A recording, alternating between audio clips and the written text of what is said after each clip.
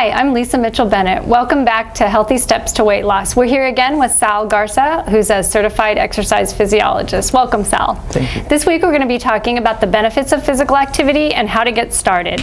So can you tell us, Sal, why is it so important that we are physically active and exercise? So you get health benefits from being physically active daily. So some of the benefits you'll see is a decrease, just by losing like 10% of your body weight, you'll see a decrease in total cholesterol, a decrease in triglycerides, which is the bad fat. It increases your HDL, which is the good cholesterol, good fat. Blood pressure decreases, you're able to sleep better.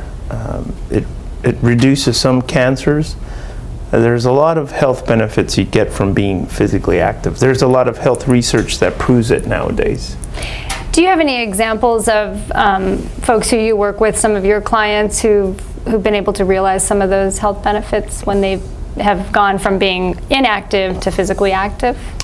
Yes, one of my clients, and she goes to our boot camps, her name's Pam, and she's been a successful client, and she's lost a total of about 100 pounds in a little bit over a year. So in 6 months, when she started her first month, her blood values were abnormal. So her cholesterol was high, blood sugar was high, triglycerides were high, and other blood samples were abnormal. And in just 6 months, she lost about 55 pounds, and she did her blood work again, and her values went back to normal, way below normal. So you don't necessarily have to take medicine for it. If you take the right approach and eat healthy foods and just be more active, you could really decrease a lot of blood values back to normal. Always in consultation with your doctor, of course. Yes, anytime you start an exercise program, you want to consult with your doctor. Great. So that, we've heard about the benefits in addition to losing weight. It sounds like we can really control some of our health issues and even some chronic disease.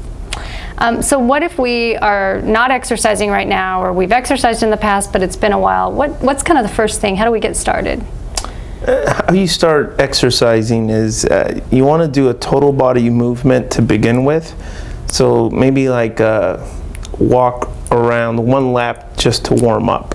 So first you want to warm up, then you want to do a ballistic stretch. So it's just a faster stretch. Maybe stretching your quad for like 5 seconds and then switching and stretching the other side. It's a faster stretch at the beginning. Then you want to work out, let's say, for example, 30 minutes of cardio.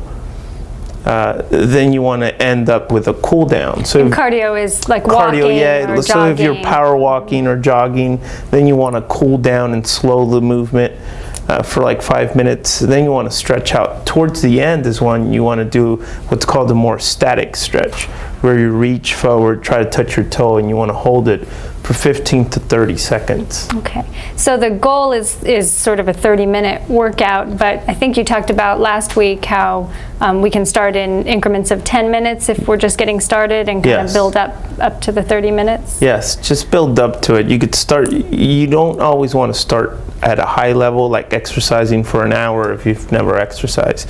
Just take baby steps and start with 10 minutes, 15, 20. Great, okay.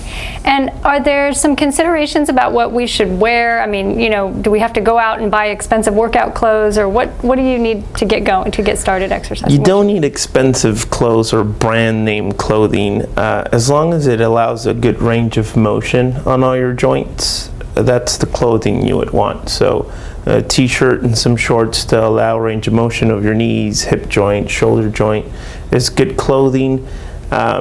For tennis shoes, anything with frontal or lateral support. I know New Balance has some good shoes. Nike kind of tends to do them more for running or going straight forward. Cross trainer is always a good, anywhere you go to buy a shoe, just ask for a cross trainer shoe. You could do more lateral and frontal stuff with it. And socks, just cotton socks to allow good breathing of the foot. And what about people who we see are wearing, sweatshirts when it's hot outside, or trying to make themselves sweat?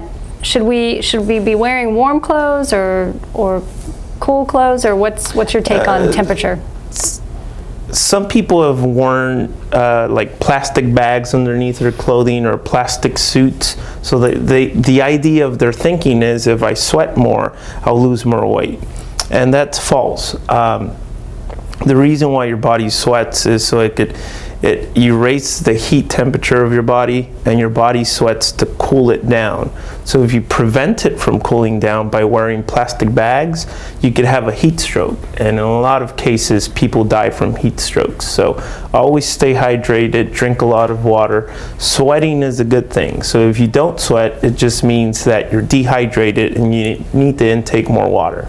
Okay, great. Well, these are great tips and motivation to get started. So next week we're going to go back to the topic of food and nutrition again, but always thinking about balancing our physical activity and our healthy food choices. Thank you.